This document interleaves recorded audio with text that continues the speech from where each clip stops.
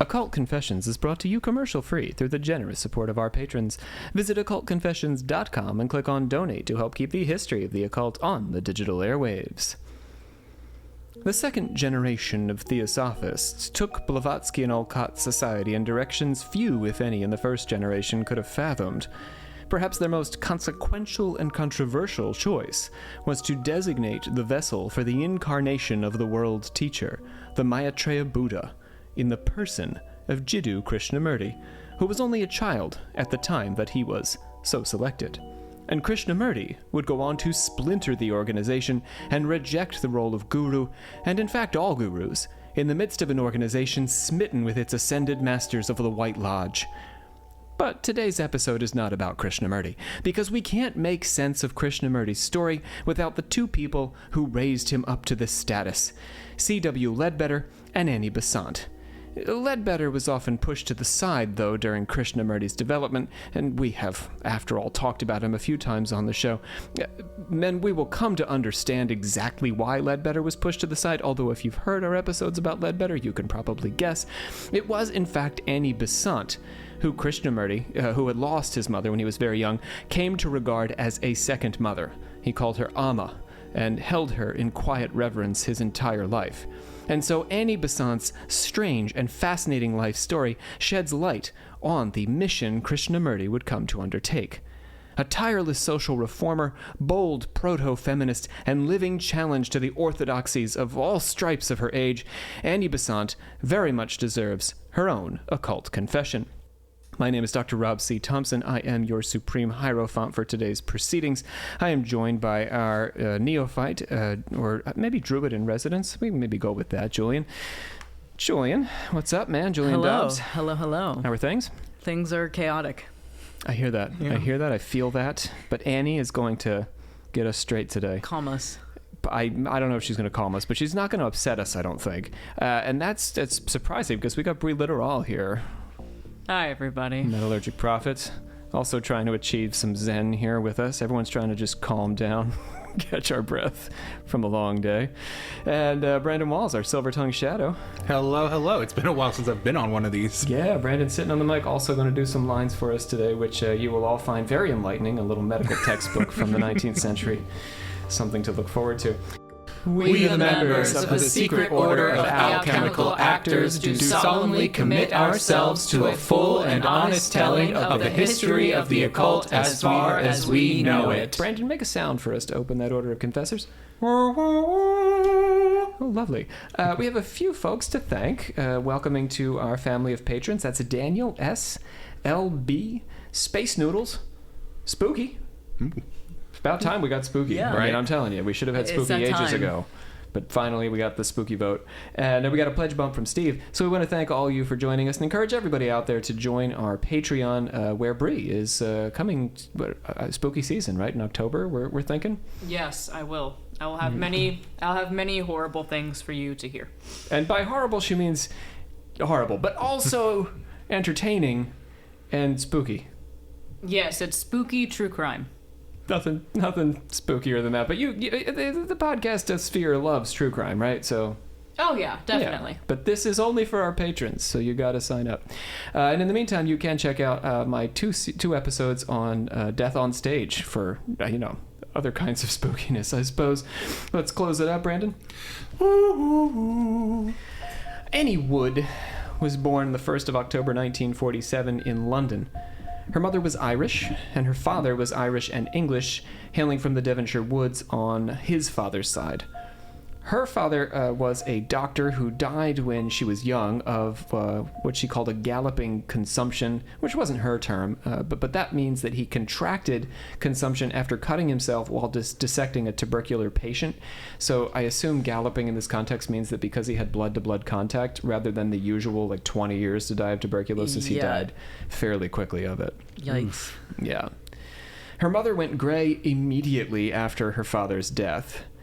Annie's father had been a skeptic. She said, a very religious relative told me that he often drove her from the room by his light, playful mockery of the tenets of the Christian faith. Annie had two brothers, one of whom died in infancy, and for her part, she grew up very religious. So Daddy's gone. She goes to the other side. Her mother said on her deathbed that it was perhaps Annie's only fault that she was very religious. Wow. What? Although her mother was not a skeptic, she felt that Annie was too religious. Or So had been it too was religious. like too much. Yeah, she had overdone it, yeah. That's saying something for like, well, I'm assuming it's like the late 1800s. yeah, Where this is everybody is very It's religious. the 1860s, 1870s. I'll tell you, her favorite book as a child was Milton's Paradise Lost. Everybody's favorite bedtime book. I love Paradise Right? Lost. Yeah. It's Dr. so Seuss. easy to read. Shel Silverstein and Paradise Lost. Her mother, Goodnight Moon, Goodnight Satan. Her mother began running a boarding school to send her son to law school because she doesn't have a partner anymore, right, to pay the bills. Right. So she's got to find a way as a woman to make money in the late 19th century, which is... Just get another man. Yeah. I don't mean late, I mean the second half of the 19th century. Well, she would have to get a man, but she's running a boarding house instead. Oh, yeah. Yeah, she's got to make cash. And it's hard for a woman, right, to find profitable business ventures that are appropriate to the gender at the time. Annie was educated by a woman named Ellen Marriott, who was an evangelical who took Annie in for about 8 years. That was until Annie was 16 years old, and brought Besant on her first trip abroad, where she toured art museums and cathedrals. So she was not... I don't want you to get the impression just because Dad died and Mom's running a boarding house that she was poorly off. She was relatively upper middle class. She does have this, boarding school mom who loves her and takes her all around the world, and she's like, I didn't get to tour cathedrals when I was 15, so it's pretty cool. That is pretty cool. It's pretty cool. She said that though her mother certainly struggled being a single woman with 2 kids to support, Besant felt that she was spoiled insofar as she was never made to feel any of her mother's worries. Nice. It was nice. In Easter of 1866, she met the clergyman Reverend Frank Besant, because remember, she was Annie Wood. Now she's about to not be Annie Wood. And she was engaged by summer. Now you're not going to love this engagement, I don't think. I don't want to poison the well here, so you make your own determination. He proposed, and she did not reply, which he interpreted to be consent. Oh. What? Oh, okay. I'm sorry, what, Rob? Yeah. She did not reply, and he was like, oh, silence means yes. That's No. like No, we believing don't say ghosting that. means yes. That's not what I we was going to say. say, No. it's like getting a text from somebody being like, or texting someone saying like, oh, you want to go out to dinner tonight? And getting nothing, just like, all right, date's on. Yeah, you're there, you're waiting. But it worked out for him because she did not tell her mother about the engagement to keep from dishonoring him, and her mother did not consent for an additional 3 months since the courtship had been so brief, so they had to wait an additional 3 months. By the time all the waiting was done, Annie was having second thoughts, and she attempted to break the engagement, but her mother, because the engagement had been publicized, wouldn't let her, and they were married 14 months later. I have some thoughts, Rob. I bet you do. That's why you're here. So you're telling me that this silence as approval fake engagement was forcibly accepted because somehow it was publicized that she didn't say anything and that means yes.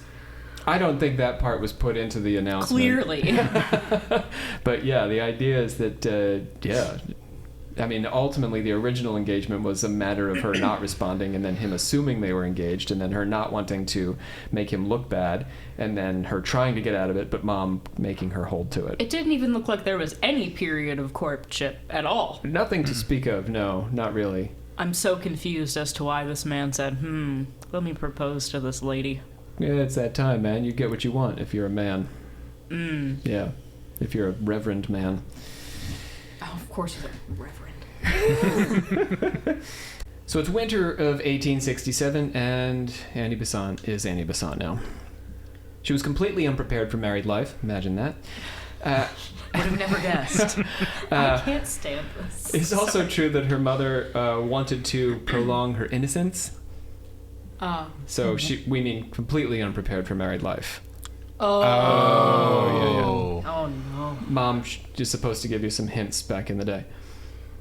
Maybe even today. I don't know. It depends She on your wasn't mother. even that religious, too. Boo you, Mom. Much later, but Annie was. Much later, she wrote of this period in her life that quoting here, Eve should have the knowledge of good and evil ere she wander forth from the paradise of a mother's love. Bree's not buying it. But you get what she's saying there. Yeah. At first, she found the life of a clergyman's wife suited her, but she was more drawn to her nun-like role as an Anglican priest's wife than she was to the actual Anglican priest that she was married to. Of course she was. Yeah. Right. Annie Besant was branching out, and she was never suited to stillness or quiet. Shortly after beginning married life, she was dipping her toes into radicalism, advocating first for the rights of the Irish working class, and she actually started her professional writing career. In 1868, she took up writing short stories and a collection of accounts of the lives of the Black Letter Saints. Does that sound cool? Does sound really cool. It's not that cool, though. Does anybody know what the Black Letter Saints are? Mm-mm. I didn't either. It's so on the Catholic calendar, there's Red Letter Saints. So on the Catholic calendar, there'll be the red dates, and that means they get a feast day. If you're a Black Letter Saint, which is all the other days, you don't get a day. You don't get a feast. You don't get a party. Okay. It's just like that's your I day. didn't know that was like a thing. Called a thing, I guess. Yeah, Black Letter Saints. Huh. So, anyway, she wrote that, started writing accounts of those. The lives of the saints didn't go far, but the Family Herald published her first story for 30 shillings. After that, she began publishing regularly and wrote a novel that the Herald rejected for being too political. Now, what the what? Let me explain. Women weren't meant to write about politics, and the outlets where Besant was publishing reflected that belief. They requested a novel of, quoting here, purely domestic interest, but Besant never got around to it. Write about the home and children, and caring for a husband's needs. Yeah, and baking. Baking. Needlework. Right. But Besant never got around to that novel, as her mind had turned to theological questions. In January of 1969, she gave birth to... 1869. Oh, God. Wait a minute. Whoa. She gave birth to a son, and the next summer her daughter Mabel came into the world. Mabel suffered from respiratory issues in her first 2 years of life and nearly died, except that Besant's family doctor, Dr. Lauriston Winterbottom, the most British of doctors... That is British. the doctor's name to ever doctor. He gave the child chloroform to ease the coughing. Jesus. Okay, I was wrong. Never mind. Well, now. I This know, is the 19th it was just century. you so casually. It was like, give the child chloroform. Gave the child, because like you do, to ease a coughing fit. I guess it would. Figuring her near death, Besant continued to use the chloroform every time the child had a coughing fit, with or without the doctor's orders, and this actually helped. It prevented the baby from the coughing paroxysms that were tiring the baby out and probably allowed the baby to survive. I mean, it makes Chloroform. sense. Yeah. It Your makes an baby- amount of sense. Your baby will survive. If you give it chloroform. Yes. That's not our medical advice here, listeners. Caring for her ailing child was an all-consuming event for Besant, who was inclined to nursing, although she never took it up as a profession. This is a Besant quote. Once she was out of danger, I collapsed physically and lay in bed for a week unmoving, and then rose to face a struggle which lasted 3 years and 2 months and nearly cost me my life. The struggle which transformed me from Christian into an atheist. It was the long months of suffering through which I had been passing, the seemingly purposeless torturing of my little one as a climax that struck the first stunning blow at my belief in God as a merciful Father of men. Good, that'll work. To add fuel to the fire, her mother had been defrauded by a lawyer who failed to make payments she'd entrusted to him, furthering Besant's sense that existence was unjust and unfair. She considered suicide, even going so far as to retrieve the chloroform is back, Oh. that she'd been using to soothe Mabel with the idea of suffocating herself. But she decided such an exit was cowardly and threw the drug out the window into the shrubs. She's a bit dramatic. Doesn't her baby still need that? Nah, the baby's good now. Oh, okay. Oh, okay. Baby's all clear. That's why she's like, I can just kill myself. It'll be all right. Ah. Don't do that, though. Resolving to face her existential pain and find peace another way. So she says, I'm going to face it. I'm going to get over this. We're going to make this work. Good for her. Yes. Face it. Face it, friends. Put the chloroform down. Throw it out the window. Throw it out the window. Months of this, or just put it down, that's fine too. Months of this inner turmoil, coupled with the exhaustion of having just nursed her daughter to health, put Besant in bed with raging head pain and sensitivity to light, sort of like an extended migraine. She was unable to sleep well for several weeks. So it was like a 3-week migraine. When she recovered, she began exploring her loss of faith. She went to see the Reverend Charles Voysey, whose preaching gave her some comfort. Voysey preached against the doctrine of eternal punishment, which caused a rift between him and the church, and he went on to found a theist church where he preached belief in God, but denied the perfection of Jesus and the absolute authority of the Bible. So the hell thing was just step one for Voysey. He had a few more notes for the Anglican Church. In 1872, Besant resolved that she could no longer take communion in good faith. Now let's remember who she's married to. Mm-hmm. Oh. Yeah. So who usually administers communion? Her husband. It's Mr. Besant, the good Reverend Besant.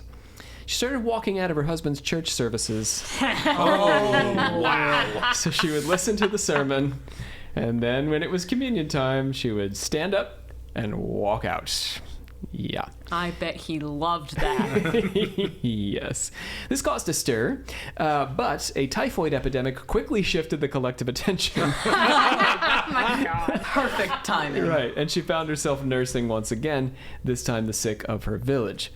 The next year, 1873, she began to fantasize about becoming an orator and climbed the pulpit of an empty Sibsey church to practice for the first time.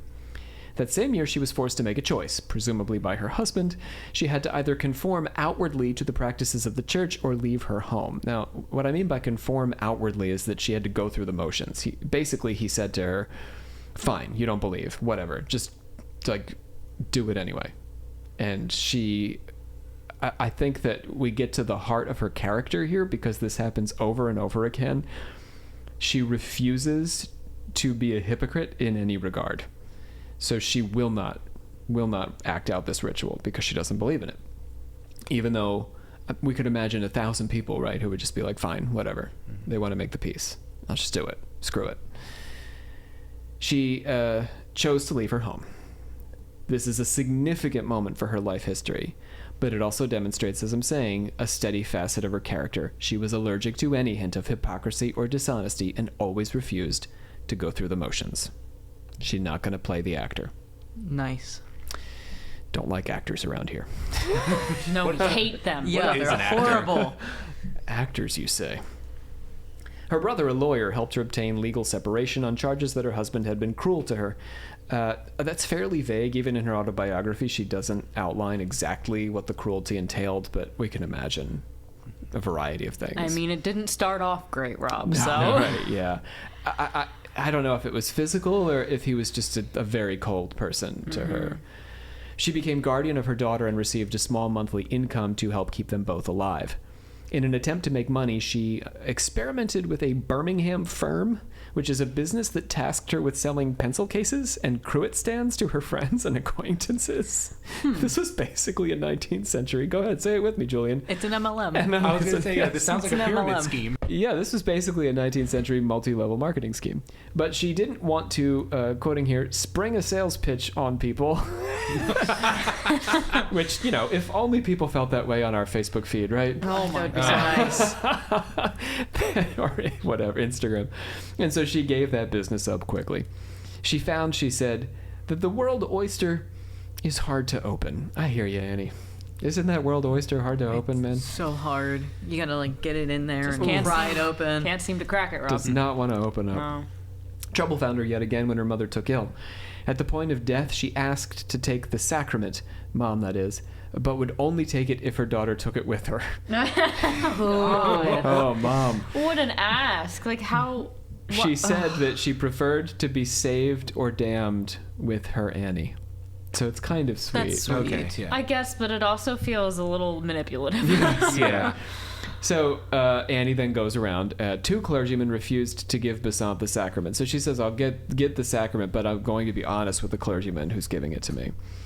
And 2 said, no, thank you. But when she went to Dean Stanley of Westminster, he said, that's fine. On the question of the absolute deity of Jesus, Stanley laid but little stress that Jesus was in a special sense the Son of God, but it was folly to quarrel over words with only human meanings when dealing with the mystery of the divine existence, and above all it was folly to make such words into dividing walls between earnest souls. So this is what the dean has to say. That's pretty nice. So we don't know what God wants, so I'm going to let you do whatever you need to do here for your mother. He came to the rescue. Besant found a churchman who she could tolerate in the Dean Stanley. Finally. She began writing pamphlets for the publisher Thomas Scott, a freethinker who she'd met through the Reverend Voisey. She became close with the Scotts, and the Scott house was fairly open to her. They sometimes fed her, since Besant would go without food in order to feed her child. And yet Besant continued to keep a servant girl, Mary. Let me say that again. She was so poor in taking care of her child that she would often take the charity of her friends, the Scotts. But she continued to keep a servant girl named Mary. I had to reread this 4 times in her autobiography. I couldn't figure out what the hell was going on here.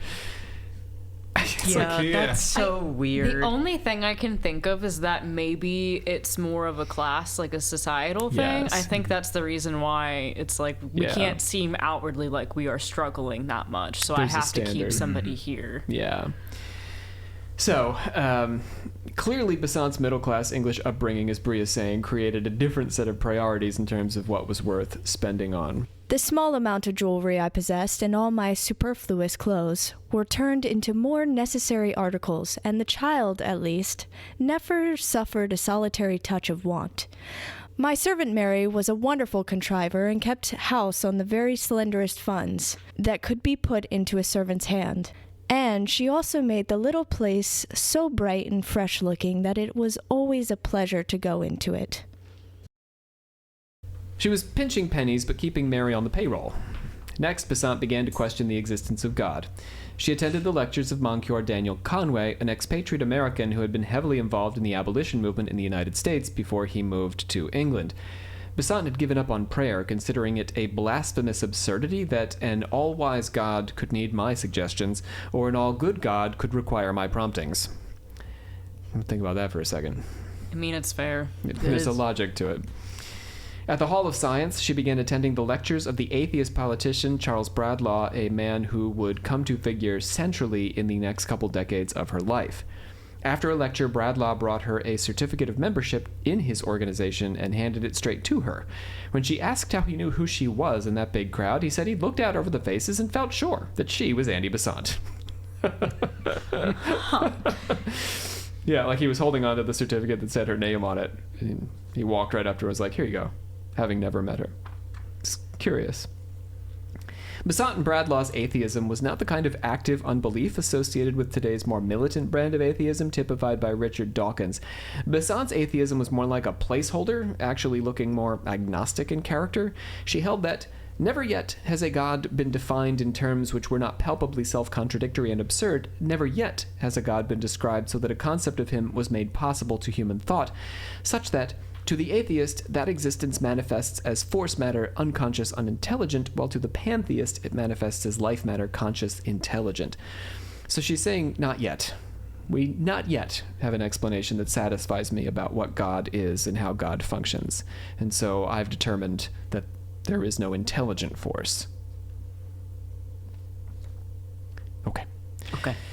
From 1875 until 1890, she served as vice president of the National Secular Society with Bradlaugh as president. Secular meaning essentially atheist at this time period, or agnostic. Bradlaugh brought her onto the staff of his newspaper, The National Reformer, and Besant's celebrity rose through her association with Bradlaugh and became the subject of attack by the Christian Evidence Society. No, you're not. That's not real, Rob. Oh, that's real. They knock on my door every third Wednesday and ask for a donation. What is their evidence? Oh, I see what you mean. That's what I'm saying. You don't Rob. disbelieve in the Do organization. they have Jesus's like sandal? I don't know. I mean, there's probably like historical arguments and stuff going on at this period for the Bible. Yeah, I guess that's fair. It can be done. She earned $1 a week for her contributions to the paper, her first article appearing on the 30th of August, 1874, under the pseudonym Ajax. She rose to the status of co-editor in 1877 and remained in that role until Bradlaugh's death in the last decade of the century. In 1875, she began lecturing, first at South Place Chapel, where she was introduced by Conway, and her pseudonym was given away. So Conway, Moncure Conway, the American, comes up on stage and he's like, here's Ajax. Yikes. Whoops. Yeah. They probably didn't even know Ajax was a woman. She'd always suffered from weak lungs, she says, but she found public speaking invigorated her, and she became less frail and delicate. This woman was one of the most prolific public speakers of her day, beginning around this period. So I don't know what she meant by having weak lungs, but, you know. Maybe, like, shy. She coughed a lot. I I don't know. But yeah. It's the chloroform. But speaking really, invigorated that upper respiratory system. Audiences of Christians threw things and tried to shout her down, quieting to hear her out. Let me say that again. Quieting to hear her out. So they would start the speech, right? And Besant would take the platform and be like, no, boo, hiss, I hate you. Take this apple in your face. I'm throwing it at you. And then she would start talking and they'd be like, shh, let's listen to what she has to say. That's awesome. Like, it's quiet time now. We have to pay Especially for a woman of that time. I think I love I'm going to say this is at least partially cultural, and I wish we were more like this as a culture. Like, I don't agree with you, but I'm going to hear what you have to say. Yeah. So I can figure out what I disagree with, maybe, but still hear you out. Anyway. Then after she was done, they would erupt into yelling and swearing and even strike at her as she exited some of the halls where she spoke. So that's not cool, 19th century audiences. We don't hit people. Don't hit a public Don't use your street. hands. No mean hands, 19th century audiences, as I tell my son and daughter, honestly. In 1877, Besant confronted perhaps the biggest controversy of her career at the National Reformer when she republished with Bradlaugh the Knowlton pamphlet. Now, you guys are going to love this, I think. True to form for the 1870s, the Knowlton pamphlet caused trouble because it was about... Now, Brandon, you can't answer this. What do you think it was about? Lean into that. Make a guess. I don't know. Make any guess at all. What would have been upsetting? Caused a big scandal. What would it be about? God, probably. God, okay. Or something that's like, screw your husband. There it is, sex. Yeah, okay. Sex. It was Yeah. sex. Oh. Yeah. Yeah. Also true to the 1870s, its publishers knew they were making a bold political statement with it. So she published the Knowlton pamphlet knowing it was going to cause trouble. What's a bit different about the Knowlton pamphlet is that unlike Victoria Woodhull's newspaper articles or Ida Craddock's books, the Knowlton pamphlet was several decades old when it was censored. So, Wait a minute. Yeah, hold on. So it was already published, and then they're like, actually, let's censor it now. It was Centuries later. 30 years. So not centuries, 30 years ago. 30 years Centuries later. almost make sense, Brie, because like the culture changes so much. There's stuff that was written in the Right. Roman age But that the it's- Victorians wouldn't have been happy with. But this was only 30 years earlier.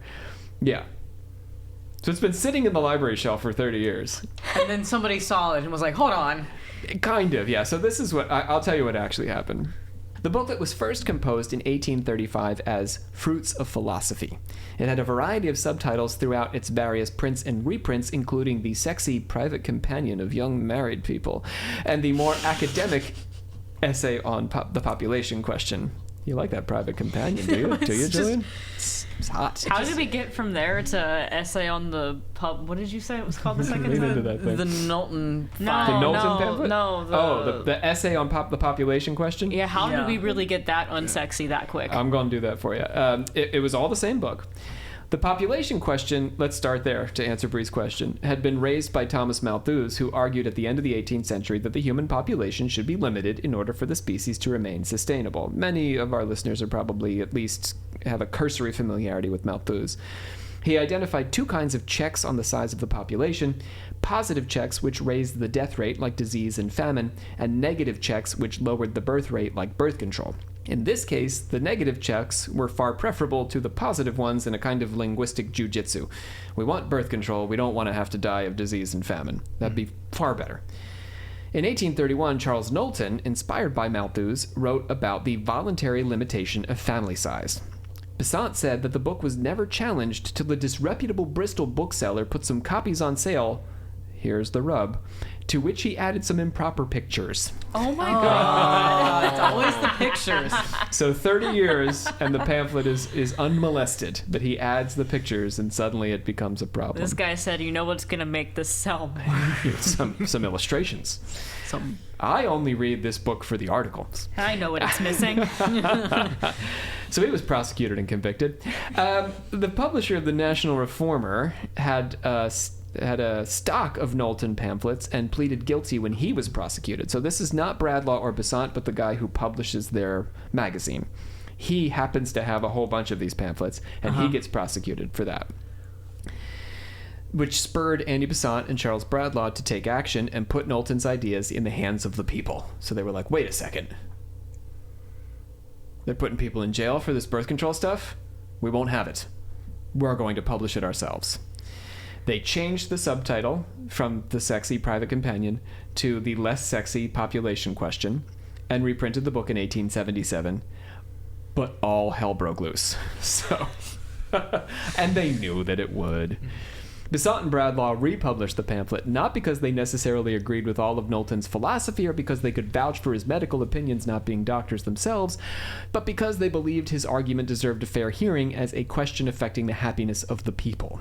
They agreed with Malthus that some checks on the growth of the population should exist. They said, "We think it more moral to prevent the conception of children than, after they are born, to murder them by want of food, air, and clothing." Negative, again, is better than positive. So, I'm sure you're all wondering, what was so shocking about this little book? I mean, it's a sexy title, originally. But what could he possibly be saying? In Chapter 1, Knowlton endeavored to show how desirable it is, both in a political and a social point of view, for mankind to be able to limit at will the number of their offspring, without sacrificing the pleasure that attends the gratification of the reproductive instinct. One of the sexiest things a man said in the, 1830s here. Yeah, It's hot. I guess. So hot. Yeah, it gets you going, doesn't it? Yeah. He lamented the disease caused by a repression of sexual instincts, which he said caused lascivious dreams and nocturnal emissions, also nervousness, debility, emaciation, and melancholy, also called all those incel guys. Yeah. They're a nervous, debilitated, emaciated group. Sorry, guys. He diagnosed these diagnoses of nervousness, etc. He attributed to Robert Dale Owen's moral physiology. Assuming the public did not need much instruction on the shape and function of the penis. What? So Knowlton skips over the penis. He's like, y'all know how a penis works, but let's talk about the vagina. I mean, I respect it. The vagina is... That he's going to talk about the vagina. Oh, but, yeah, but yeah. we'd like a little more Complicated. equal opportunity. Just a little bit Yeah. more A little bit more. penis information would have been nice. It's like you've met the penis, but let me introduce you to the vagina. The clitoris is analogous in its structure to the penis, and like it, is exquisitely sensitive, being, as it is supposed, the principal seat of pleasure. Nicely done, Dr. Knowlton. He then described how children are conceived. Conception. The part performed by the male in the reproduction of the species consists in exciting the organism of the female and depositing the semen in the vagina. A woman rarely, if ever, conceives until after having several sexual connections. Public women rarely conceive, owing probably to the weakened state of the genital system, induced by too frequent and promiscuous intercourse. The circumstances under which a female is most likely to conceive are, first, when she is in health; second, between the ages of 26 and 30; third, after she has for a season been deprived of those intercourses she had previously enjoyed; and fourth, soon after menstruating. I just want people to know that everyone is looking at me with much judgment, and I do not blame them.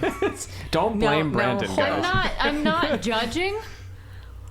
I am comprehending. I am confused. So they're saying... He's saying after you have your period is when you're most likely... Yes. Let me go through Which these. is just not That's not true. true. There's a variety of things that are untrue here. But he's trying, guys. He's trying. And let me say, before I go into all the ways he screws this up, his first sentence says that you are most likely to conceive when a woman is enjoying it. Like, come on. We That's got to pretty- give that's- some props Yeah, there. that really That is pretty good. that started off my contemplation. It's not good science, but it's good for women. Yeah. It is good Yeah. for women. So Yeah. now let's take a look at Dr. Knowlton. So there are true things and not so true things in Knowlton's understanding, which was still very laudable for its forthrightness in the midst of a very sex-negative time. No Malthusian puns intended. Knowlton was wrong that too much sex makes it harder to conceive. Yeah, that one really got me. The public women, for those of you who are trying to figure out what he means by that, that's prostitutes. Yeah. So he's saying that they have too much sex and that's why they don't get to conceive. He was what? Yet women have to have multiple sexes to conceive. Yes, that helps. Warms you up. So, but there isn't You got a middle ground there. We got to have middle ground, Bree. Middle ground. I don't think so. I'm demonstrating to Bree middle ground. He's showing the space. So this between is us like right one, now. and this is Too many. close to me is Julian and not I enough. are too Yeah, many. you're too far. I'm too close. You need to be Right, okay. between to get the middle ground on the sexing. What? Okay, so this is what I think is happening. He is attempting to explain how prostitutes didn't have, like, schools of children without referencing or perhaps even entertaining the idea of abortion. Right, like that's. Yeah, he's just saying that's not happening because abortion is a unicorn. It doesn't exist. Yeah. Therefore, yeah, But it does. it must be that their uteruses are just worn out. He believed that a weakness of the uterine system was brought on by too frequent intercourse and was a frequent cause of sterility. Natural remedies for this weakness include, now get ready, Bree, write this down, cayenne pepper, Spanish fly, and some very specific tinctures. Yep, cayenne pepper. I think you can eat it. I don't know if you shove it up. We better not be shoving that up anywhere. I really think that cayenne pepper would probably cause a yeast infection. Well, It wouldn't anything, feel good. anything would. Maybe you can just eat it. There's also some very specific tinctures, but like they're extremely specific. So I'm going to say if you would like to make such a tincture, those ingredients exist in this book, and you can look it up. It's on the internet for free, and you should go ahead and do that because I'm not going to explain how to make a tincture We don't get any example. of what the tincture includes. Like what would be in it? It's just like tons of junk, man. Considering one of them Look, is if we start with cayenne- cayenne pepper and Spanish fly and just sort of go from there. Yeah. As for his schedule of a woman's reproductive cycle, it is true that ovulation comes after menstruation, but not often right afterwards. Generally, it falls in the middle of a cycle, although, listen closely, friends, you should use test strips and consult a doctor or nurse whose degree is not in occultism before using this information as a means of birth control. Also, women can, of course, conceive anytime during their fertile years, not just between the ages of 26 and 30. Now, he wasn't saying that those are the only years you can conceive, but he was implying that, I guess, if you're 18, it's less likely. I'm glad he didn't go younger than 26, though. I feel a little bit comfortable about that, Oh, okay. especially for the time, because that's I'm like, true. most of the time they'd be like, good old 13. What's good about 26 is that, yeah, your body's nice and developed, so a pregnancy you're theoretically going to handle better, Yeah. by and large. So thanks, Knowlton, for that false fact. So he was wrong, but he meant well. But the controversial bit was still to come. FYI, we haven't hit the controversy yet. That makes sense. Joy. The controversy is, say it with me now, the methods of birth control. He said, there have been several means proposed and practiced for checking conception. That of withdrawal, immediately before emission, is certainly effectual. I misunderstood. I misunderstood you for a second. Withdrawal. Withdrawal was like, I was like, Withdrawal. oh, they don't have sex. They go through, like, withdrawal. No. Abstaining from No, sex. Dr. it Knowlton means is pulling not. out. I'm yes, tired, pulling guys. I'm sorry. He noted correctly, as many a gym teacher has ever afterward, here in the United States that is, that even a drop of semen can cause pregnancy, and so pulling out has limited effectiveness. It is said by those who speak from experience that the practice of withdrawal has an effect upon the health similar to intemperance in eating. As the subsequent exhaustion is probably mainly owing to the shock of the nervous system sustained in the act of coition, this opinion may be correct. It is further said that this practice serves to keep alive those fine feelings with which married people first come together. I'm only going to call it coition from now on. Not even coitus. Coition. Dear lover, let us engage in coition. But you must withdraw. Please withdraw, as instructed. So, what he's saying here is, sexing is good.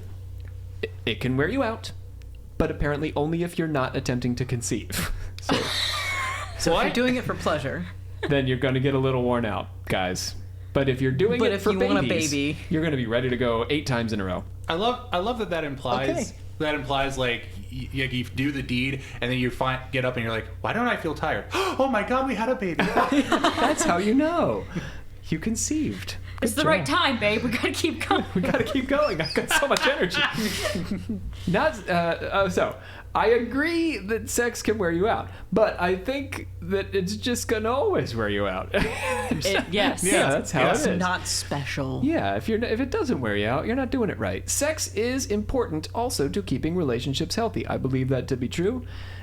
And I'm going to just say that that's how I feel. I know it's complicated now for Gen Z out there, but I believe that's largely true.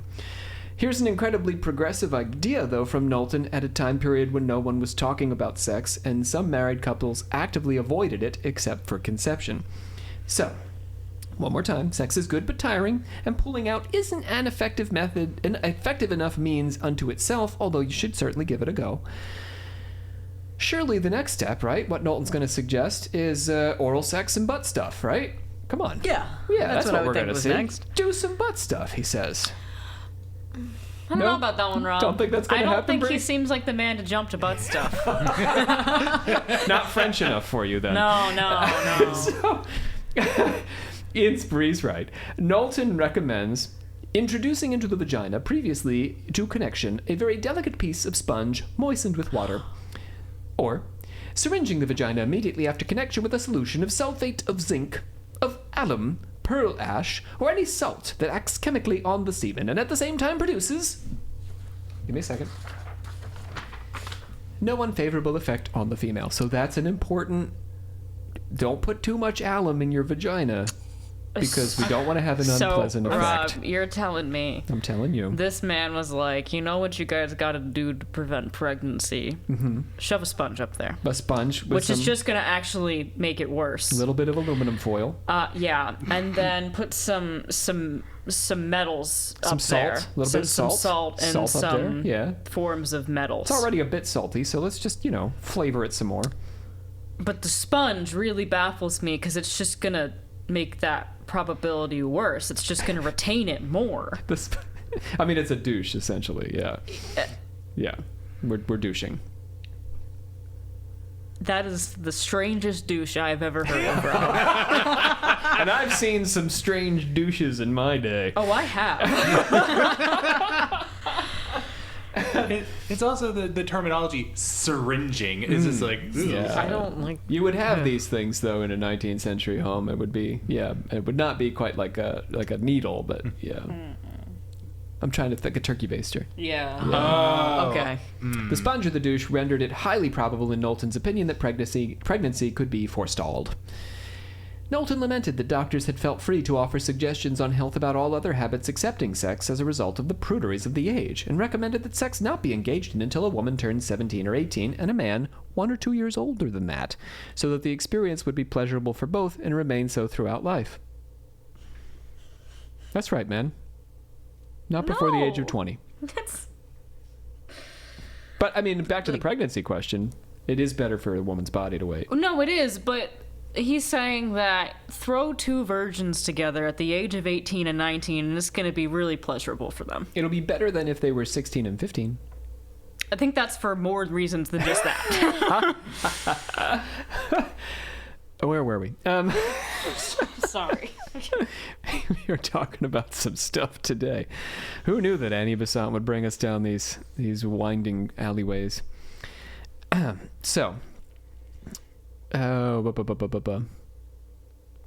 If you're too early out of the gate for sex, it's hard to keep the romance alive. Between married people, sex should be enjoyed temperately and not gratuitously, and a pregnant woman may have sex for the first 2 or 3 months, but too much indulgence may sow imbecility in the offspring. That's, sow imbecility in the offspring. Make them not so bright. Don't we just call that Jocelyn the baby now? Yeah.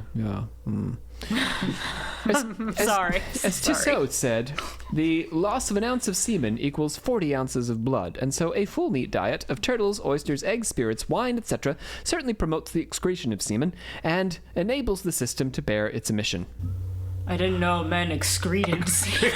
Yes, but an adequate amount of turtles and oysters, and you can It's semen good all day enough. long. Yes, I mean maybe not all day long. Don't overdo it. Mind your diet. Unmarried literary men should enjoy a cool vegetable and milk diet to calm the passions, extending, which I do this, yes.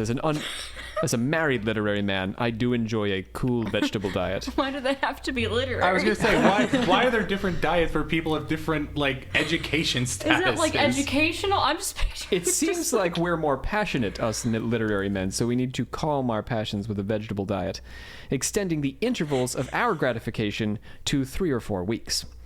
All should keep foremost in their mind that a temperate gratification prolongs life and improves health. He's so delightful. Come on, you're delighted that I introduced you to this guy. Come on. What is happening? He's full of so much good advice. He's the Dr. Ruth of his age. He's full of something, Rob. This is Call Her Daddy, circa 1835. It's wonderful advice. Publishing the Knowlton pamphlet was a matter of principle for Bradlaugh and Besant. Bradlaugh knew it would be the end of his career as a member of Parliament, and Besant knew it would tarnish her good name. Both wondered if they would be prosecuted for publishing what would technically be described as an obscene book. But overpopulation, especially among those least able to care for their children, was a problem, they believed, that was worth addressing in an open way. The attention they drew to the book and the ensuing controversy drove sales from 700 a year to over 125,000 that year. Wow. Dang. And we have to bear in mind, yes, it is not this. I would not give this advice to my children, but it is better than not trying at all to prevent pregnancy, right? Most definitely. And it's Yeah. probably going to result in fewer children just through the added effort and care and the withdrawals and all that sort of stuff. Yeah. Warrants were issued, and Besant and Bradlaugh were arrested on April the 6th. They received hundreds of letters from poor men and women thanking and blessing them for the stand they had taken. Noticeable were the numbers of letters from clergymen's wives. I bet they were. Yeah. And wives of ministers of all denominations. At their trial, the Lord Chief Justice presiding called the prosecution ill-advised and injudicious, and called Bradlaugh and Besant two enthusiasts with a desire to do good. The jury, apparently split, found the text calculated to deprave, but exonerated the defendants of any corrupt motive in publishing it. So they basically said, it's a dirty book, but you thought you were doing a good thing. Okay. Yeah. Legally, this was not the perfect position for them to be in. The judge tried to get them to quit printing the book, but they refused, and so he sentenced them to pay a fine of £200 and go to jail for 6 months. Bradlaugh moved for a writ of error, and the verdict was ultimately quashed along with the penalties. The pamphlets seized were recovered and sold. They sold well, by the way. And Besant's own pamphlet on birth control, which she wrote subsequently, sold steadily until she withdrew it from sale in 1891 with the onset of her theosophical enthusiasms. I'll explain all that. But Besant did not get off scot-free from this affair. Her husband endeavored to take her child away in 1878 as a result. A petition filed against Besant's custody accused her of being an atheist and of publishing the Knowlton pamphlet, basically calling her a dirty pervert and saying you're not responsible for children. You can't be responsible for children. The judge stated that I had taken the greatest possible care of the child, but decided that the mere fact of my refusing to give the child religious instruction was sufficient ground for depriving me of her custody. After her daughter was taken away, she took ill. Mabel had only just recovered from scarlet fever, and Bradlaugh nursed Besant, sitting by her bedside, writing and giving her ice and milk until she recovered. By the way, Bradlaugh's married. Besant and Bradlaugh, I personally believe, never had that kind of relationship. It was a purely platonic relationship, but this was a very close friendship. Afterwards, she sued for access to her children, but her visits were occasioned by so much conflict with her husband that she decided to let her family go. Writing of the Knowlton scandal in 1908, she said, "Though I know now that I was wrong intellectually and blundered in the remedy, I was right morally in the will to sacrifice all to help the poor. It may seem strange that Besant would disavow a project that she gave so much of herself to, but this is very much a reflection of the significant turn she took when she joined the Theosophical Society. In saying that she was wrong intellectually, Besant means that Theosophists are generally opposed to sex, and so for the later Besant's, so for Besant version 2.0 is what I'm saying, celibacy would be the preferred solution, not advocating this kind of sex that Knowlton talks about. Theosophy taught that sex should be limited even between married partners and should ultimately be used only for procreation as the species develops out of its animal instincts. Man in the past had made his intellect the servant of his passions. The abnormal development of the sexual instinct in man, in whom it is far greater and more continuous than in any brute, is due to the mingling with it of the intellectual element. All sexual thoughts, desires, and imaginations have created thought forms, which have been wrought into the human race, giving rise to the continual demand far beyond nature, and in marked contrast with the temperature of normal animal life. By none other road than that of self-control and self-denial can man and women now set going the cause which will build for them brains and bodies of higher type for their future return to earth life. They have to hold this instinct in complete control, to transmute it from passion into tender and self-denying affection, to develop the intellectual at the expense of the animal. Besant did not easily part with her old teachings. When she withdrew the publication, she said she felt that she was right, but she shrank from the decision because she worried over withdrawing from the knowledge of the poor, a temporary palliative of evils which too often wreck their lives. She said, I sadly knew to all the brave and loyal friends who had so generously stood by me in that long and bitter struggle, and who saw the results of victory thrown away on grounds to them inadequate and mistaken. So people were very disappointed when she turned away from the Knowlton pamphlet, because she'd given so much of herself. Outside theosophical circles, Besant's rejection of her free-thinking treatise on common-sense methods for birth control made no sense whatsoever. That reincarnation in the long journey of a tripartite spirit should have anything to do with the plight of the poor or the puritanical view of sex that prevented couples from enjoying each other without worry must have seemed deeply bizarre to those old friends of hers. And that's where I'm going to leave you with Annie Besant today. We're sort of lingering on the question of her discovery of theosophy, and when we come back next time, we are going to get into her first meeting with Helena Blavatsky and how she became the leader of the Theosophical Society, the president after Alcott. Final thoughts on today's conversation about Annie Besant's initial public career. Sorry, I'm still processing a little bit. Of Knowlton? You're still getting through the Knowlton pamphlet? Yeah. That's all right. That's all right. Well, we'll be back next time for Besant Part 2. How about you, Julian? She's cool. She's pretty cool. She lived a pretty cool life. We're only partway there. Like, Yeah. we're not even halfway through her career. She lived a long time, and she hasn't even discovered the future Messiah yet, so... That is true. And become his mother. No. So, more to come. Brandon? I will say it is a shame that she seemed to kind of walk back those opinions of hers, especially considering, like, they weren't perfect, certainly, but they were at least, like we mentioned, better than nothing that was being taught at the time. Yeah, I'm sort of just dancing around that.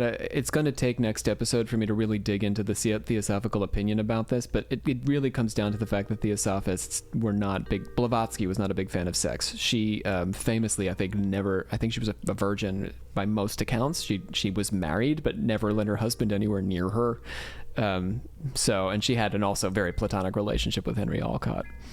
Yeah. So when you think that way, what she did was create this vast organization of thousands and thousands of people who just followed her ethic on this question, on the idea that in order for our spirits to ascend, we need to detach from our animal passions.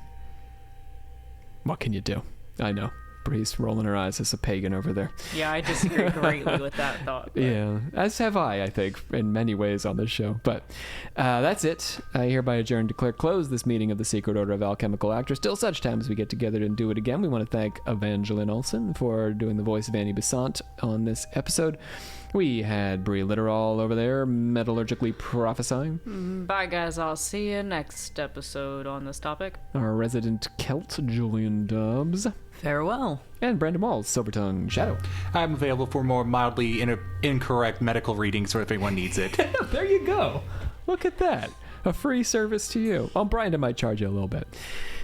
A modest fee. My name's Dr. Rob C. Thompson. I am your Supreme Hierophant for today's episode, and we'll be back with Annie Besant Part 2. This is the beginning of our series on the Child Messiah, Krishnamurti, here on Occult Confessions.